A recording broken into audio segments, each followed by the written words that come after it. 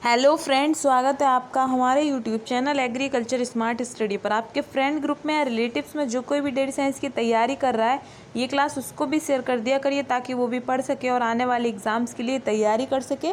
तो चलिए स्टार्ट करते हैं आज की class. Question number first is the cream contains the flavour of kerosene और other foreign oil will be graded as.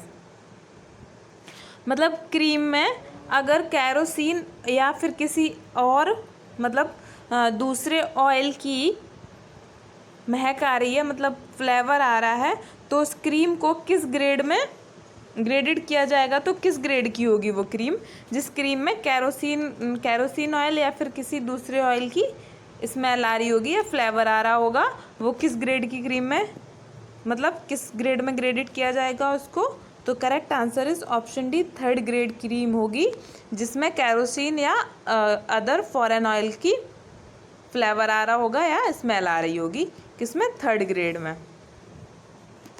Next question, sweet cream should have the acidity percentage of lactic acid.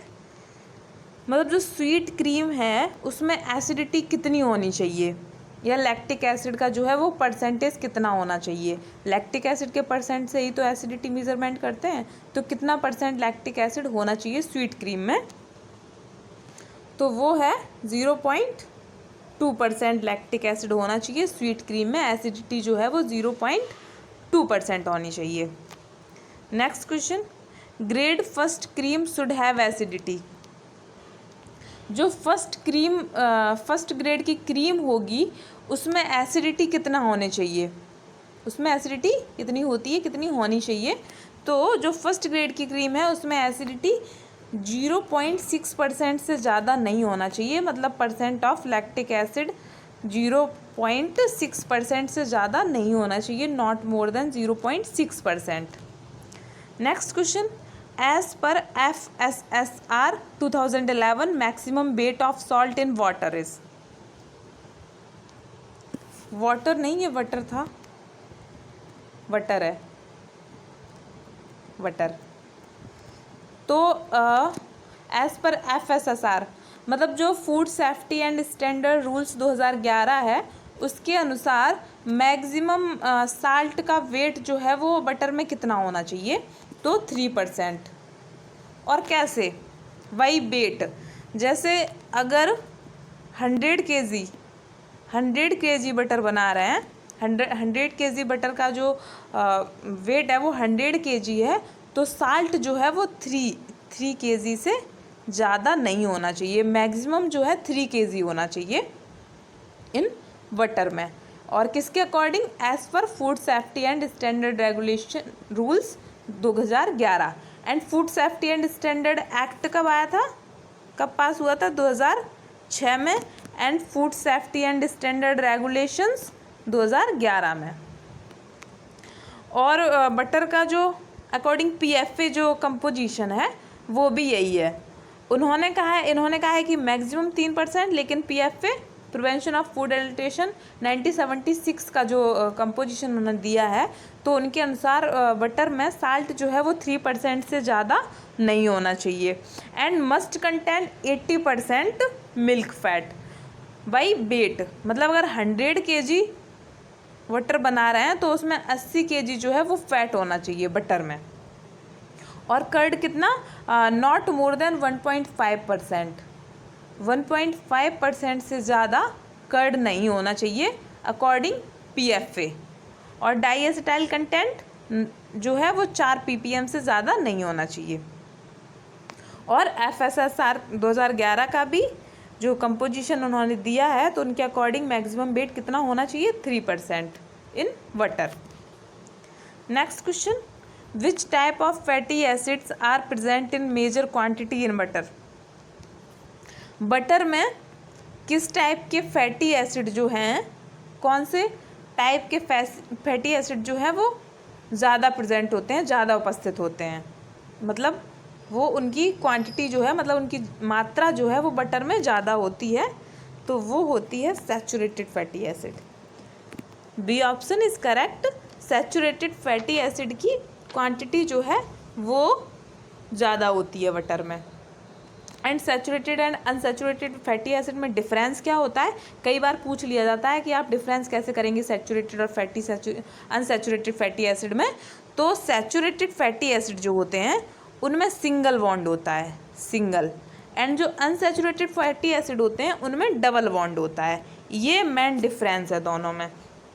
और butter में कौन से होते हैं, saturated fatty acid की ज़्यादा मात्रा होती है। और सैचुरेटेड फैटी एसिड में कौन कौन से आ जाते हैं, मिस्टीरिक है, पामीटिक है और स्टीरिक है। अगर मोनो अनसैचुरेटेड की बात करें तो सबसे ज़्यादा मिल्क फैट में ओलिक एसिड जो है वो most abundant unsaturated fatty acid है, ओलिक एसिड। और ओलिक एसिड अनसैचुरेटेड है तो इसमें डबल बॉन्ड होगा, और जो सैचुरेटेड होते हैं उसमें सिंगल बॉन्ड होता है। Next question, 100 gram of butter provide energy approximately. मतलब 100 ग्राम बटर से कितनी एनर्जी, लगभग कितनी एनर्जी हमें प्राप्त होती है। अगर हम उसका कंजप्शन कर रहे हैं 100 ग्राम बटर का तो कितनी एनर्जी मिलेगी, तो लगभग 750 किलो कैलोरी एनर्जी हमें प्राप्त होती है 100 ग्राम बटर से।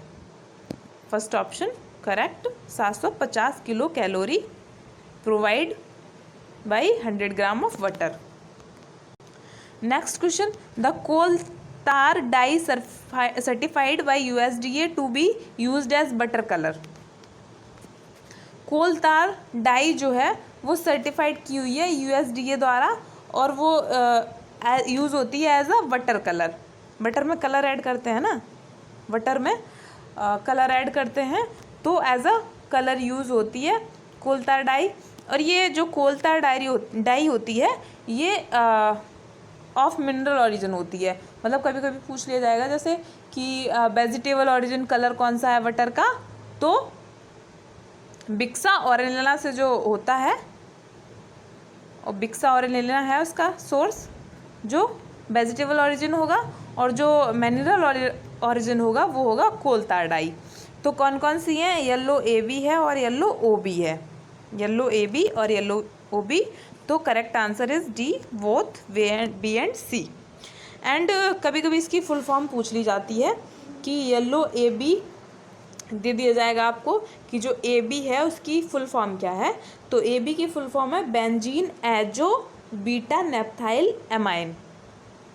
नोट करना चाहें आप तो नोट कर सकते हैं, benzene azo beta naphthyl amine. और OB की क्या है, येलो OB की क्या है, ऑर्थोटोल्यून एजो बीटा नेप्थाइल एमाइन। उसमें benzene azo beta naphthyl amine, इसमें ऑर्थोटोल्यून एजो बीटा नेप्थाइल एमाइन। तो येलो AB और येलो OB दोनों ही कोल तार डाई हैं और सर्टिफाइड की हुई हैं USDA द्वारा। एंड ये हार्मलेस होती हैं, मतलब इनका कोई हैजार्डस नहीं है हेल्थ के लिए, ये इसलिए सर्टिफाइड है USDA द्वारा। Next question, alpha process is based on. जो अल्फा प्रोसेस है बटर चर्निंग के लिए वो किस पे बेस्ड होती है, तो churning, option A is correct, churning based होती है alpha process. Next question, firmness of butter can be largely explained by. Butter का जो फर्मनेस होता है, फर्मनेस मतलब जो बोल सकते हैं सॉफ्टनेस जो होता है, वो किसके द्वारा एक्सप्लेन कर सकते हैं, तो आयोडीन वैल्यू द्वारा। Option A is correct, iodine value द्वारा। होता क्या है कि जैसे फिक्स होती है बटर की जो आयोडीन वैल्यू है वो 26 to 40 होती है, 26 to 40 होती है आयोडीन वैल्यू बटर की। तो आयोडीन वैल्यू से पता कर सकते हैं बटर की फर्मनेस। अगर 40 से ऊपर ज़्यादा जा रहा है तो मतलब बटर की फर्मनेस जो है वो अच्छी नहीं है, बट उसके बीच में रह रहा है तो फर्मनेस अच्छी है। तो किसके द्वारा एक्सप्लेन करते हैं ज़्यादातर, आयोडीन वैल्यू के द्वारा। और आयोडीन वैल्यू से मतलब और क्या जान लेते हैं, तो iodine value determine the unsaturated fatty acid. If higher the iodine value higher carbon bond in present. अगर आयोडीन वैल्यू ज़्यादा है तो इसका मतलब कार्बन बॉन्ड जो हैं वो ज़्यादा हैं, तो इसका मतलब जाहिर सी बात है कि उसमें अनसैचुरेटेड फैटी एसिड जो है उनकी क्वांटिटी ज़्यादा है। बटर का 26 to 40 होती है iodine value, and olive oil की 80 to 88 होती है, 80 से 88 होती है ऑलिव ऑयल की iodine value. Next question, which of the following is psychrotrophic organism? इनमें से कौन सा ऑर्गेनिज्म जो है वो साइक्रोट्रॉफिक है? तो correct answer is option B, Stemphylium organism जो है ये साइक्रोट्रॉफिक है। एंड साइक्रोट्रॉफिक के लिए टेम्परेचर पूछ लिया जाता है, तो सुटेबल टेम्परेचर होता है साइक्रोट्रॉफिक का 5 to 7 डिग्री सेल्सियस, या कभी बिलो 10 डिग्री सेल्सियस भी लिखा रहेगा तो आप वो भी टिक कर सकते हैं। 10 डिग्री सेल्सियस से नीचे ही ग्रो करते हैं साइक्रोट्रॉफिक ऑर्गेनिज्म। एंड मीजोफिलिक की बात होगी तो 20 से 40, मीजोफिलिक की बात होगी तो 20 से 40, एंड थर्मोफिलिक की बात होगी तो अबव 50, अबव 50 उनके लिए सुटेबल टेम्परेचर होता है फॉर ग्रोइंग। एंड पेंसिलियम क्या है? एक मोल्ड है, penicillium is a mould, and इसका यूज़ करते हैं प्रोड्यूस पेंसिलिन। और पेंसिलिन क्या है? Penicillin is a antibiotic which kills bacteria, and Botrytis भी मोल्ड है, एंड एस्परजिलस भी मोल्ड है। आज की क्लास यहीं तक, मिलते हैं नेक्स्ट क्लास में। अगर आपको किसी क्वेश्चन में डाउट रहता है या कुछ चीज़ें समझ में नहीं आती हैं तो आप कमेंट सेक्शन में पूछ सकते हैं। नेक्स्ट क्लास में मैं पूरी कोशिश करूँगी कि आपको बता सकूँ और अच्छे से समझा सकूँ। और वीडियो अगर पसंद आता है तो लाइक करें, शेयर करें और चैनल को सब्सक्राइब करें। बेल आइकन को प्रेस कर दीजिए ताकि आने वाली वीडियोज़ की नोटिफिकेशन आपको मिल सके। Okay, bye bye, take care.